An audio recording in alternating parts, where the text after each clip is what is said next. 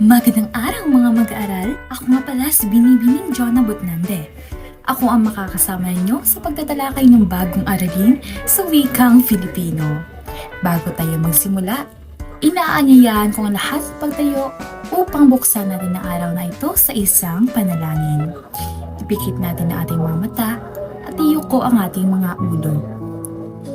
Panginoon, maraming salamat po sa araw na ito, sa araw na ipinagkaloob mo upang kami ay matuto. Panginoon, patawad po sa lahat ng mga kasalanang nagawa namin sa iyo. Maraming salamat po sa lahat. Amen. Magandang araw muli sa lahat. Naway na sa mabuting kondisyon ng bawat isa sa inyo. Bago tayo magsimula, samahan niyo ako sa isang sayaw at kanta. Mga ibon na lumilipad.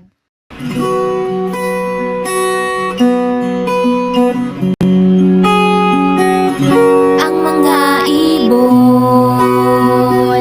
na lumilipad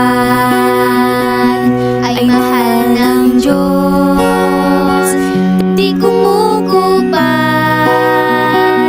Ang mga ibon na lumilipad ay mahal ng Diyos, di kumukupas. Huwag ka nang malungkot, kaibigan ko. Magagaling! Maaari na kayong umupo. Sa araw na ito, tatalakayin natin ang mga uri ng pang-abay. Pang-abay. Ang pang-abay ay mga salitang nagbibigay turing sa isang pandiwa, pang-uri at kapwa pang-abay. Sabayan niyo ako sa pagbabasa ng halimbawa nito. Sa Pilipinas matatagpuan ang makasaysayang Banawerais Terces. Ang tanong ko sa inyo, saan kaya matatagpuan ang makasaysayang Banawerais Terces? Saan? Tama! Sa Pilipinas. Ang sa Pilipinas ay isang uri ng pang-abay na panlunan. Saan naman kaya dito ang pandiwa o verb? Tama! Ito ay matatagpuan. Saan naman kaya dito ang pang-uri o adjective sa Ingles? Ito ay makasaysayang. Ang makasaysayang ay isang uri ng adjective sapagkat inilalarawan nito ang Banawerais Terces bilang makasaysayan. Magagaling! Ngayon, simulan na natin talakayin ang 5 uri ng pang-abay. Ang unang pang-abay, ang pang-abay na pamanahon. Basahin natin ang kahulugan nito. Ang pang-abay na pamanahon ay nagsasaad ng panahon kung kailan ginawa ang kilos ng pandiwa. Sumasagot ito sa tanong na kailan. Halimbawa, ipinagdiriwang ni Chelsea kahapon ang kanyang kaarawan. Ang tanong, kailan ipinagdiriwang ni Chelsea ang kanyang kaarawan? Sagot, tama! Kahapon. Ang kahapon ay isang uri ng pang-abay na pamanahon. Sa ikalawang pang-abay, ito ay ang pang-abay na panlunan. Ang pang-abay na panlunan ay nagsasaad ng pook, lunan o lugar na pinangyarihan ng kilos. Sumasagot ito sa tanong na saan at nasaan. Ito ang halimbawa ng pang-abay na panlunan. Sa hardin ng Eden, nilikha ng Diyos ang unang babae at lalaki.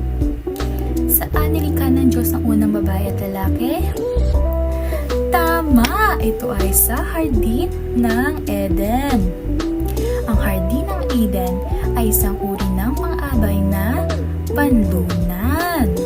Susunod ay ikatlong pang-abay.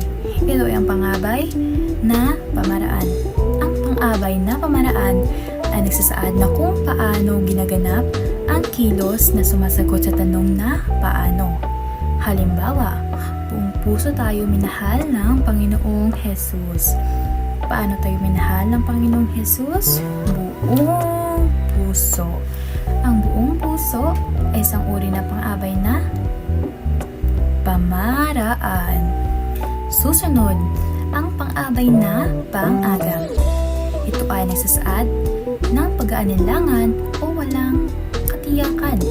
O sa Ingles ay I'm not sure. Hindi ka sigurado. Basahin natin ang halimbawa nito.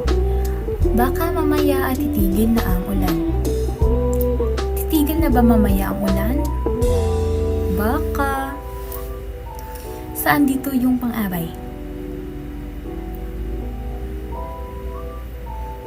Tama, ito ay baka.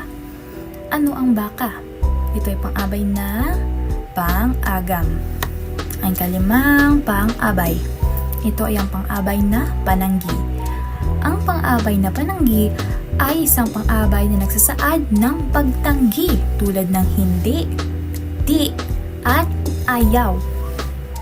Halimbawa, hindi mabuti ang panloloko sa kapwa.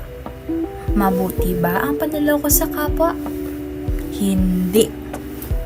Saan dito yung pang-abay? Tama, ito ay hindi na nasa unang parte ng pangungusap. Yun na lamang po ang ating aralin sa araw na ito. Naway may natutunan ang bawat isa sa inyo. Sa muli, ako nga pala si Binibining Jonah Micah Butnande. Hanggang sa muli. Paalam!